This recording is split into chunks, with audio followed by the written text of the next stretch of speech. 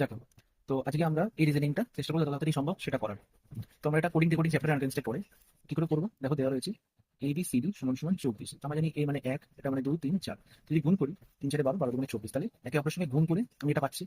Just যেটা এগুলো করার আগে just দেখে নিলে সেকেন্ডেরটাতেও সেম প্যাটার্ন ফলো হচ্ছে কিনা। তো ই এফ জি এইচ মানে 5 6 7 8। তো তোমার যদি পুরোপুরি গুণ না করলেও হবে, দেখো 7 56, লাস্টে 6 আসছে, 6 36, আবার 6 আসছে লাস্টে, 5 6 30, লাস্টে 0 চলে আসবে। তুমি পুরোটা গুণ করে দেখতে পারো যে 1680 আসবে কিনা, বাট আমি দেখলাম লাস্টে ইউনিট ডিজিট 0 আসছে, আমি জেনে গেলাম যে এটা এরকম ভাবেই হবে। ব্যাস, আমাকে জাস্ট আই জি কে এল এটা করতে হবে। তো আই হচ্ছে 9, এটা 10, এটা 11, এটা 12, এই হচ্ছে ব্যাপার। তো গুণ করতে হবে।